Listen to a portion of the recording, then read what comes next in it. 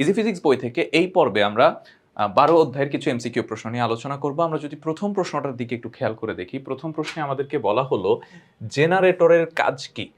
এখন আমরা জানি জেনারেটর সাধারণত বিদ্যুৎ চলে যাওয়ার পরে জেনারেটর অন করা হয় বিদ্যুৎ দেওয়ার মাধ্যমে, সাপ্লাই দেওয়ার জন্য। তো এখন এই ক্ষেত্রে কিভাবে কাজ করে? সে এখানে হচ্ছে যান্ত্রিক শক্তিকে তড়িৎ শক্তিতে রূপান্তর করে দেয়। তাহলে এই ক্ষেত্রে অ্যান্সারটা হবে কি? অ্যান্সারটা হবে হচ্ছে গ। তারপরে নিচের কোন কার্যপ্রণালীতে হচ্ছে তড়িৎ চুম্বক আবেশকে ব্যবহার করা হয়? জেনারেটরে হচ্ছে তড়িৎ চুম্বক আবেশকে ব্যবহার করা হয়ে থাকে। তারপরে জেনারেটরে যে কাঁচা লোহার পাতের উপর একটা তারের আয়তাকার কুণ্ডলী থাকে, এটাকে আর্মেচার বলে। বা হচ্ছে যেটা বইয়ের মধ্যে দেখবে অনেক সময় লেখা থাকে যে কাঁচা লোহার মর্জা। মানে এইটা হচ্ছে দেখতে কিরকম হচ্ছে ওই যে আমাদের আম্মুদের শোকেজে কিছু প্লেট থাকে না, যেগুলোতে আমরা কোনোদিন খাইতে পারি না, ওইগুলো যেভাবে সাজানো থাকে এভাবে সাজানো থাকে। তো এটা হচ্ছে যে কাঁচা লোহার মজ্জা বা আর্মেচার। এরপরে দেখো এখানে ২৯ নম্বরে বলা হলো চিত্র অনুযায়ী ভিএস কত? খেয়াল করে দেখো ভি আর এন এর মধ্যে সম্পর্ক দেয়া আছে, ভিএস বের করতে বলা হয়েছে। তো আমরা এই ক্ষেত্রে সূত্র জানি ভিএস বাই ভিপি সমান হচ্ছে এনএস বাই এনপি। আমি এখান থেকে হচ্ছে ভিএস সমান লিখতে পারি হচ্ছে এনএস বাই এনপি ইন্টু হচ্ছে ভিপি। তার মানে আমি এনএস কে ভিপি দ্বারা গুণ করব। এনএস হচ্ছে আমাদের ১০০০ আর ভিপি হচ্ছে ২২০। তাহলে ১০০০ ইন্টু হচ্ছে ২২০, তাকে আমরা ডিভাইড করব হচ্ছে ৪০ দ্বারা। ডিভাইড যদি ৪০ দিয়ে করি তাহলে আমরা এই ক্ষেত্রে অ্যান্সার পাচ্ছি হচ্ছে ৫৫০০, অর্থাৎ অ্যান্সারটা হবে হচ্ছে খ। তাহলে এই ক্ষেত্রে আমরা কি করেছি, এই যে দেখো এনএস ইন্টু ভিপি ডিভাইডেড হচ্ছে এনপি। এনএস এর মান তোমার কাছে দেয়া আছে, ভিপি এর মান তোমার কাছে দেয়া আছে, এনপি এর মান তোমার কাছে দেয়া আছে। তুমি এখান থেকে জাস্ট বসিয়ে দিবে, অ্যান্সারটা পেয়ে যাবা। এরপর দেখো একটা ট্রান্সফরমারের প্রাইমারি কয়েলের প্যাচ সংখ্যা, প্রাইমারি কয়েলের প্যাচ সংখ্যা মানে হচ্ছে এনপি, সেকেন্ডারি কয়েলের প্যাচ সংখ্যা এটার মানে হচ্ছে এনএস। প্রাইমারি কয়েলের দিয়ে ১১২ ভোল্ট ডিসি দেওয়া হলো, সেকেন্ডারি কয়েলের ভোল্টেজ কত? তো তোমরা অনেকে অনেক মেধাবী, অনেক পড়াশোনা করো। তো অনেকের ক্ষেত্রে কি ঘটে, যেটা দেওয়ার পর এরকম সূত্র বসিয়ে ক্যালকুলেশন করে আর রেজাল্ট আসে, রেজাল্টটা অপশনে দেওয়া থাকে, দাগানোর পর হচ্ছে টিচার এখানে 0 দেয়। কারণ এই যে এখানে লেখা আছে DC current, direct current, transformer কোনো সময় ডিসি কারেন্টের হচ্ছে পরিবর্তন করে না। তার মানে এই ক্ষেত্রে আউটপুট ভোল্টেজটা হবে হচ্ছে 0 ভোল্ট। তারপরে ট্রান্সফরমার নিচের কোনটির রূপান্তর করে থাকে? ট্রান্সফরমার সাধারণত হচ্ছে তোমার ভোল্টেজ এবং তড়িৎ প্রবাহে রূপান্তর করে থাকে। যেমন যেটাকে আমরা স্টেপ আপ ট্রান্সফরমার বলি বা উচ্চ ধাপী ট্রান্সফরমার বা আরোহী ট্রান্সফরমার, এইটার ক্ষেত্রে যেটা ঘটে লো ভোল্টেজকে হাই করে এবং হাই অ্যাম্পিয়ারকে হচ্ছে লো করে। তার মানে এই ক্ষেত্রে কি ঘটতেছে, ভোল্টেজ ট্রান্সফার করতেছে এবং হচ্ছে তড়িৎ প্রবাহ ট্রান্সফার করতেছে। তাহলে অ্যান্সারটা হবে হচ্ছে ভোল্টেজ ও তড়িৎ প্রবাহ। তারপরে আমরা যদি হচ্ছে ৩২ নাম্বার অ্যান্সারটার দিকে একটু খেয়াল করে দেখি, প্রশ্নের দিকে একটু খেয়াল করে দেখি। ৩২ নাম্বার প্রশ্নে আমাদেরকে বলা হলো যে ট্রান্সফরমারের ক্ষেত্রে নিচের কোন সম্পর্কটি সঠিক? তো এই ক্ষেত্রে দেখো আমাদের ই আর হচ্ছে এন এর মধ্যে একটা সম্পর্ক দেয়া আছে। তো ই বলতে এখানে ভোল্টেজটাকেই বোঝানো হচ্ছে। তাহলে আমরা যদি ই আর ভি এর ক্ষেত্রে মানে ভি আর এন এর ক্ষেত্রে সম্পর্কটা দেখি, সেটা হচ্ছে ভিপি বাই ভিএস সমান হচ্ছে এনপি বাই এনএস। তো আমরা যদি ক্ষেত্রে ক্রস গুণ করি তাহলে আমরা কি পাবো? ভিপি ইন্টু হচ্ছে এনএস ইকুয়ালস টু হচ্ছে ভিএস ইন্টু হচ্ছে এনপি। তার মানে ভোল্টেজ এবং হচ্ছে পাক সংখ্যার মধ্যে সম্পর্কের ক্ষেত্রে পি এর সাথে এস এর গুণ হবে। তার মানে এখানে ভিপি এনএস গুণ হবে, কিন্তু এখানে দেয়া আছে কি ইপি ইন্টু এনপি, ই দ্বারা এখানে ভি মানে ভোল্টেজটাকে বোঝানো হচ্ছে, সুতরাং এইটা সঠিক হওয়ার কোনো চান্স নাই। আবার এইখানের ক্ষেত্রে একটু খেয়াল করে দেখো ইপি ইন্টু এনএস, এই যে ভিপি ইন্টু হচ্ছে এনএস, আবার এখানে দেখো ইএস ইন্টু এনপি মানে ভিএস ইন্টু এনপি। তার মানে এই ক্ষেত্রে এই অপশনটা হচ্ছে সঠিক, অর্থাৎ অ্যান্সারটা হচ্ছে ঘ। ৩৩ নম্বর প্রশ্নটির দিকে একটু খেয়াল করে দেখি। গৌণকুণ্ডলীর তড়িৎ প্রবাহ ৩ গুণ করলে কার? গৌণকুণ্ডলীর তড়িৎ প্রবাহ, গৌণকুণ্ডলী মানে হচ্ছে আইএস। খেয়াল করে দেখো, গৌণকুণ্ডলীর তড়িৎ প্রবাহ মানে হচ্ছে সেকেন্ডারি তড়িৎ প্রবাহ। মুখ্য কুণ্ডলীর পাক সংখ্যার কি পরিবর্তন হবে? মুখ্য কুণ্ডলীর পাক সংখ্যা মানে হচ্ছে এনপি, এনপি এর কি পরিবর্তন হবে আইএস যদি ৩ গুণ হয়ে থাকে? তা আমরা সূত্র জানি কি? সূত্র জানি হচ্ছে NP by NS equals to হচ্ছে আইএস বাই আইপি। এখন একটা জিনিস একটু দেখো, সেটা হচ্ছে আমাদের এই যে এখানে কিন্তু সেকেন্ডারির যে পাক সংখ্যা আছে এটার কোনো পরিবর্তন করতে বলা হয়নি, এবং প্রাইমারি যে তড়িৎ প্রবাহ আছে এটারও কোনো পরিবর্তন করতে বলা হয়নি। তার মানে এই দুইটা জিনিস আমাদের হচ্ছে কনস্ট্যান্ট। তাহলে আমরা এই ক্ষেত্রে লিখতে পারি হচ্ছে এনপি সমানুপাতিক হচ্ছে আইএস, মানে গৌণকুণ্ডলীর পাক সংখ্যা তড়িৎ প্রবাহ সেকেন্ডারি তড়িৎ প্রবাহের হচ্ছে কি সমানুপাতিক। তার মানে আমি যদি গৌণকুণ্ডলীর তড়িৎ প্রবাহ ৩ গুণ করি তাহলে মুখ্য কুণ্ডলীর পাক সংখ্যা অটোমেটিক্যালি ৩ গুণ হয়ে যাবে। তাহলে এই ক্ষেত্রে ৩৩ এর অ্যান্সার হবে হচ্ছে কি ৩ গুণ। তারপর নিচের কোন যন্ত্রে যান্ত্রিক শক্তি থেকে পর্যায়বৃত্ত প্রবাহ উৎপন্ন হয়? নিচের কোন যন্ত্রে যান্ত্রিক শক্তি থেকে পর্যায়বৃত্ত প্রবাহ উৎপন্ন হয়, যেটা হচ্ছে এসি জেনারেটরের কাজ। তারপরে এখানে দেখো উপযুক্ত গৌণকুণ্ডলীতে রোধের মান কত হবে। এই ক্ষেত্রে গৌণকুণ্ডলীর রোধের মান বের করতে বলেছে RS। তা আমরা জানি R ইকুয়ালস টু কি, R ইকুয়ালস টু হচ্ছে V ইকুয়ালস টু IR, তাহলে R ইকুয়ালস টু হচ্ছে V বাই I, তার মানে RS ইকুয়ালস টু হচ্ছে VS বাই IS। VS হচ্ছে সেকেন্ডারির ভোল্টেজ, IS আমার কাছে দেয়া আছে, তার মানে আমাদেরকে সেকেন্ডারি ভোল্টেজটা আগে বের করতে হবে। তো সেকেন্ডারি ভোল্টেজ বের করার সূত্র হচ্ছে যেহেতু হচ্ছে ভোল্টেজের সাথে পাক সংখ্যা, এখানে পাক সংখ্যা দুইটাই আছে, তাহলে সেকেন্ডারি ভোল্টেজ VS সমান হচ্ছে NS ডিভাইডেড হচ্ছে NP ইন্টু হচ্ছে VP। তো দেখো NS কত, NS হচ্ছে 300, NS হচ্ছে 300 ইন্টু তার সাথে গুণ হবে VP, VPটা কত দেয়া আছে 100, মানে VP আর EP সেম কথা, তাহলে ইন্টু হচ্ছে 100, তারপর হচ্ছে ডিভাইডেড হবে হচ্ছে NP দ্বারা, NP কত দেয়া আছে 100, তাহলে ডিভাইডেড হচ্ছে 100, তাহলে আমরা এই ক্ষেত্রে পাচ্ছি হচ্ছে কত 300। তো VS এর মান হচ্ছে 300, IS এর মান হচ্ছে 6, তাহলে 300 ডিভাইডেড হচ্ছে 6 মানে হচ্ছে 50 ওহম, তাহলে 35 এর অ্যান্সার হচ্ছে খ। একটি আরোহী ট্রান্সফরমারের ক্ষেত্রে কোনটি সঠিক? আরোহী ট্রান্সফরমার যেটা করে সেটা হচ্ছে ভোল্টেজ বাড়িয়ে দেয়, আরোহী ট্রান্সফরমার হচ্ছে ভোল্টেজ বাড়ায় তড়িৎ প্রবাহ কমায়, তাহলে 36 এর অ্যান্সার হচ্ছে ক। স্টেপ আপ ট্রান্সফরমারের ক্ষেত্রে স্টেপ আপ হচ্ছে ভোল্টেজ বাড়ায়, তাহলে VS is greater than VP, আর ভোল্টেজ বাড়ানোর জন্য দায়ী হচ্ছে NS, তাহলে NS is greater than NP, কিন্তু এক্ষেত্রে তড়িৎ প্রবাহ কমে যায়, তাহলে 3 নাম্বারটা সঠিক না, তাহলে অ্যান্সার হচ্ছে 1 আর 2 মানে হচ্ছে গ। এখানে ট্রান্সফরমারের ক্ষেত্রে আমাদেরকে বলা হলো যে নিচের কোনটি সঠিক। একটু খেয়াল করে দেখি, এই যে এখানে যতগুলো প্যাচ সংখ্যা আছে, এখানে প্যাচ সংখ্যা কিন্তু তার থেকে বেশি, যেহেতু প্যাচ সংখ্যা বেশি সুতরাং এই ক্ষেত্রে হচ্ছে আমাদের কি হবে, এই ক্ষেত্রে আমাদের হচ্ছে যে তোমার এটা step up transformer, step up transformer. তো স্টেপ আপ মানে হচ্ছে সেকেন্ডারি ভোল্টেজ প্রাইমারি থেকে বেশি হবে, আর ব্যবহার দেখা যায় হচ্ছে শিল্প কলকারখানায়, এবং স্টেপ আপ ট্রান্সফরমারের ক্ষেত্রে ভোল্টেজের অনুপাত তড়িৎ প্রবাহের অনুপাতের থেকে হচ্ছে কম হবে, তাহলে এই ক্ষেত্রে অ্যান্সার হচ্ছে 1 2 3 মানে হচ্ছে তিনটাই সঠিক।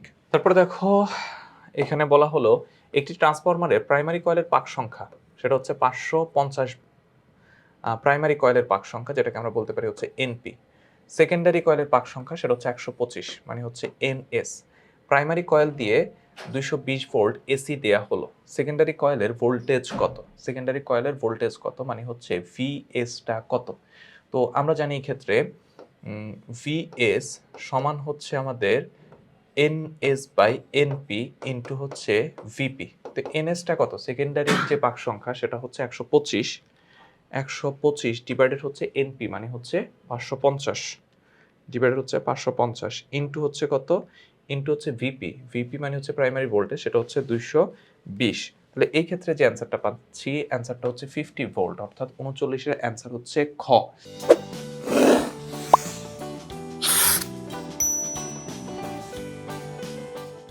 তারপর 40 নম্বর প্রশ্নটার ক্ষেত্রে একটু খেয়াল করে দেখো, 40 নম্বরে বললো প্রাইমারি কয়েল দিয়ে সর্বোচ্চ 5 অ্যাম্পিয়ার বিদ্যুৎ প্রবাহিত হলে সেকেন্ডারি কয়েল দিয়ে সর্বোচ্চ কত কারেন্ট প্রবাহিত হবে। মানে সেকেন্ডারির ক্ষেত্রে হচ্ছে আমাদের কি করতে হবে, তড়িৎ প্রবাহ হিসাব করতে হবে, প্রাইমারির যেই তড়িৎ প্রবাহ সেটা আমাদের কাছে দেয়া আছে। তো সেকেন্ডারির ক্ষেত্রে মানে হচ্ছে IS সমান হচ্ছে আমরা যদি ভোল্টেজ পাক সংখ্যা দিয়ে হিসাব করি তাহলে NP ডিভাইডেড হচ্ছে NS ইন্টু হচ্ছে IP। তো NP কত, NP হচ্ছে প্রাইমারি যে পাক সংখ্যা আছে, প্রাইমারি পাক সংখ্যা হচ্ছে 550, 550 ডিভাইডেড হচ্ছে সেকেন্ডারি যে পাক সংখ্যা আছে, সেকেন্ডারি পাক সংখ্যা হচ্ছে 125, আর এর সাথে গুণ হবে হচ্ছে IP মানে হচ্ছে 5, তাহলে 5 গুণ করলে আমরা পাচ্ছি হচ্ছে 22 অ্যাম্পিয়ার, অর্থাৎ 40 এর অ্যান্সার হচ্ছে গ। 12 ভোল্টের একটি বাল্ব জ্বালাতে 2 অ্যাম্পিয়ার বিদ্যুৎ প্রয়োজন, প্রশ্ন হচ্ছে বাল্বটির ক্ষমতা কত। খেয়াল করো ক্ষমতা P ইকুয়ালস টু হচ্ছে VI, V হচ্ছে 22 আর I হচ্ছে 2, তার মানে হচ্ছে 44, তাহলে 41 এর অ্যান্সার যেটা হবে, 41 এর অ্যান্সার হচ্ছে 44, 44 আমাদের কোথায় দেয়া আছে, ঘতে দেয়া আছে, 44 আমাদের দেয়া আছে হচ্ছে ঘতে, তাহলে এই ক্ষেত্রে অ্যান্সার হচ্ছে ঘ। 42 নম্বরের ক্ষেত্রে খেয়াল করি ট্রান্সফরমারের মুখ্য গৌণকুণ্ডলীর পাক সংখ্যার অনুপাত কত। মুখ্য কুণ্ডলী এবং হচ্ছে গৌণকুণ্ডলী, মুখ্য মানে হচ্ছে NP আর গৌণ মানে হচ্ছে NS, মুখ্য মানে হচ্ছে NP আর গৌণ মানে হচ্ছে NS। এখন আমাদেরকে NP বাই NS সমান হচ্ছে, যেহেতু আমাদের কাছে ভোল্টেজ দেওয়া ছিল, ভোল্টেজ দিয়ে আমরা সম্পর্ক নির্ধারণ করব, তার মানে হচ্ছে VP বাই VS। এখন V হচ্ছে প্রাইমারির ভোল্টেজ, প্রাইমারির ভোল্টেজ মানে হচ্ছে যতটুকু ইনপুট দেওয়া হয়, তো আমাদের এখানে বলা ছিল 220 ভোল্ট, আর এরপরে হচ্ছে VS হচ্ছে যে কত, VS হচ্ছে যে আমাদের 22, যেটা আউটপুট দেয়া ছিল বাতির ক্ষেত্রে। তাহলে এখানে কাটলে কত আসতেছে 10। তার মানে হচ্ছে কত এনপি ইজ টু এনএস সমান হচ্ছে 10:1। তাহলে অ্যান্সার হচ্ছে কত গ। তারপরে 43 নাম্বার প্রশ্নের ক্ষেত্রে খেয়াল করি, ট্রান্সফরমারের আউটপুট ভোল্টেজ বৃদ্ধি করা যায়।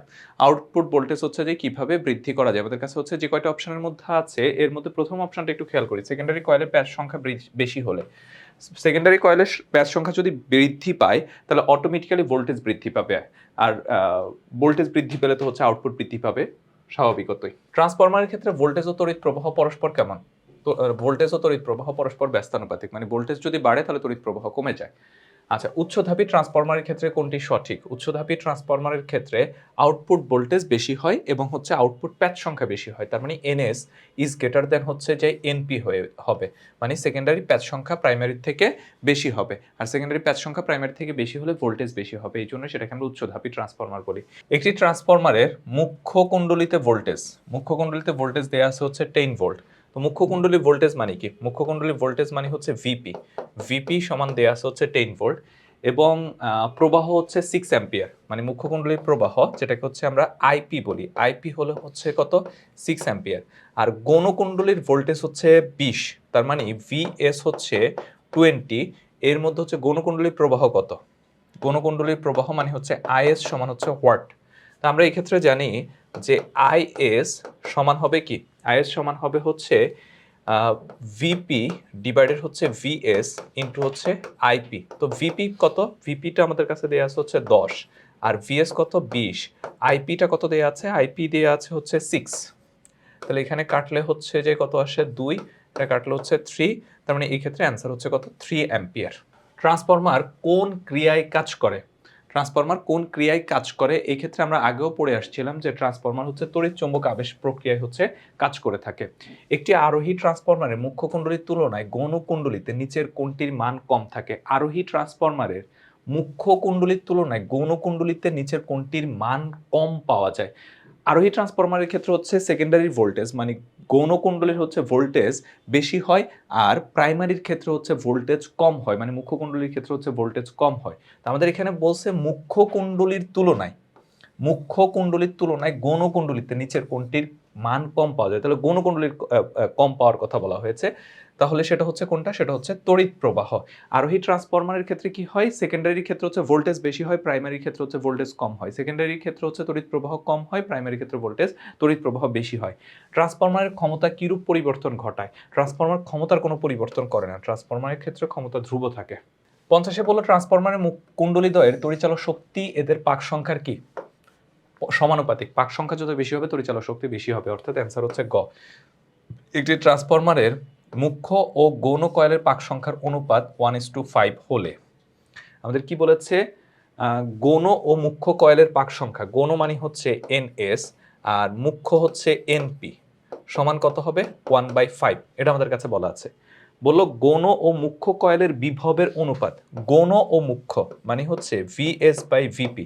তা আমরা জানি ভিএস বাই ভিপি সমান হচ্ছে এনএস বাই এনপি, তার মানে হচ্ছে এনএস বাই এনপি এর মান বসালে হচ্ছে 1/5, মানে 1:5 হবে, এটা সঠিক।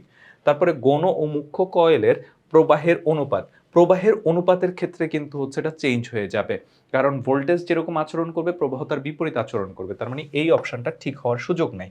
আর হচ্ছে এটি একটি নিম্নধাপী ট্রান্সফরমার, একটু খেয়াল করে দেখি, গৌণতে পাক সংখ্যা কম, মুখ্যতে পাক সংখ্যা বেশি, তার মানে এখানে আউটপুটের পরিমাণ কমে যাবে, পরিমাণ কমে যাওয়া মানে হচ্ছে এটা নিম্নধাপী ট্রান্সফরমার, তাহলে এটা সঠিক। তাহলে এই ক্ষেত্রে অ্যান্সার হচ্ছে 1 আর 3, অর্থাৎ অ্যান্সার হচ্ছে খ।